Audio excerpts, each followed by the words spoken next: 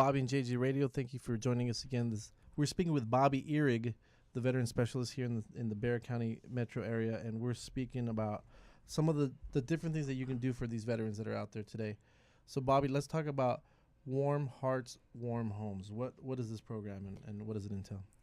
In a nutshell, Warm Hearts, Warm Homes is a grassroots effort to help fix a problem that was identified in 2009.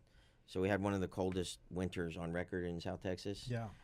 And our agency, which operates a call center for support, and 211 both received probably 400 calls in a couple days time frame.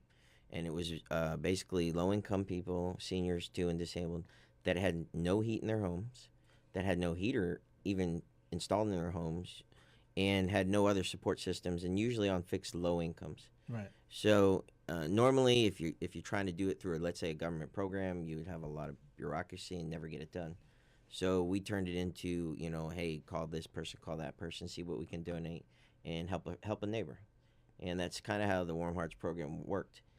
We now, on average, support about 175 families each year. Wow. And it's normally the colder months, so it's about a 3-month period. But the reality is that people do die in that 3 months that we have that much cold weather. Right. And so how many heaters are you giving away? Last year it was 169. The year before it's about 175. It just depends on our donations. Sure. Because all the money is locally raised. Last year, 87% of the money that we received for heaters was from individual donors, Right. not from companies or anything like that. Right. And we use 100% of the profits to purchase heaters. Everybody who delivers them are volunteers, and we also work with the intellectually disabled in the community who, through their facilities, help us deliver them, so they become a part of supporting their own community. That's awesome. So people can give more than just money. They can give time. They can help go out and take the heaters to where they need to be and all that kind of stuff. Yeah, I mean, we can always use volunteers to help deliver them. It's a very easy process. One piece of paper. We do all the intake and assessment to make sure their need. Right. Or they can donate. I mean, I'll take $1, but $40 buys one heater. That's awesome. And on average, in 2013, it was estimated that property damage because of home fires caused $1.1 billion in costs. Because these, without a heater, you got the oven on and you got the Right. gas going. Most people in San Antonio area have gas from the 70s, and they use an open stove as heat. Right. So either they can get asphyxiated because of the poisoning from the carbon dioxide, Right. or they burn themselves up because I know it we causes talked fires. about there's a certain percentage of gas that a stove is leaking Right. when you're just running it to use it for heat. Yeah, I wasn't even aware of that because whenever I grew up in the Northeast, you either had fireplaces with wood or you had electricity heat, not Right. gas that much. But I was told by several contractors that in general, the stoves and stuff do leak partial amounts of heat. But if you're running them in an enclosed space, especially the older population, they do this on the norm. They could die from just the vapors coming out of it. For sure. And so this is 100% local, right? You guys don't get any grants. No, we don't get any type of federal funding or any type of grants of that nature. It's locally raised money, just people from San Antonio caring about people from San Antonio. And we also last year expanded to help the other 12 counties surrounding Bexar as well. Right. So. And so you've done some. Let's talk about those fundraisers. Like, what do you guys do to get some money for this? So we do a luncheon at Fuddruckers over here. I guess it's the original Fuddruckers. Yeah. Nacogdoches. So we do a luncheon there once a year. We send out to some community partners to advertise and promote it. And in general, even the fundraisers are kind of a mom and pop concept.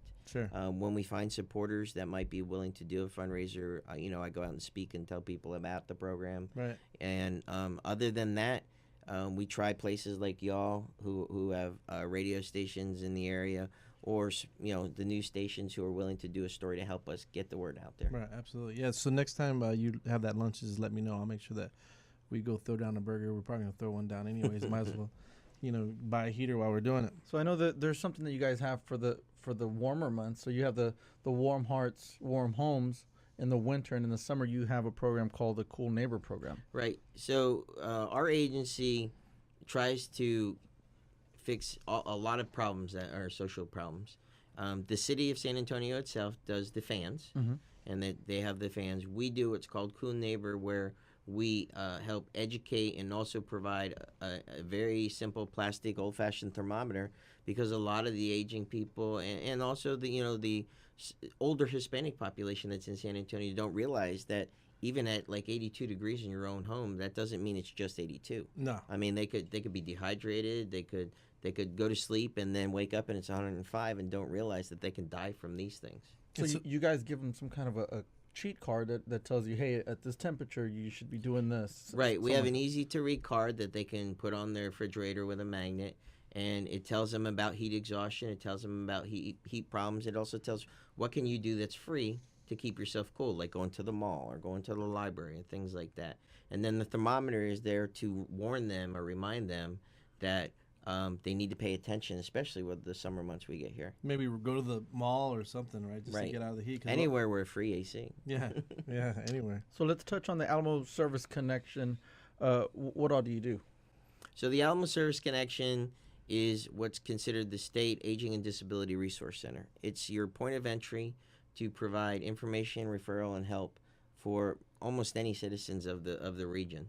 And what we do is we get over 27,000 calls a year. Wow. A lot of them are seniors and disabled persons, but the veteran numbers have been going up since I've worked there. Sure. Last year we had talked to about 5,200 veterans and their families.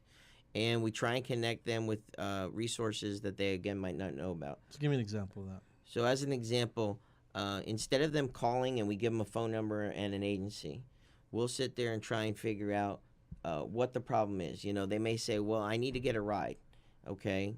But that's not usually the problem. The problem could be a medical problem. It could be the problem they don't even know how to access transportation. Sure. Could be that they're poor and they can't afford a car, those kinds of things. So we look at all those things and try and look at it holistically to provide solutions for all those, not just give them that phone number.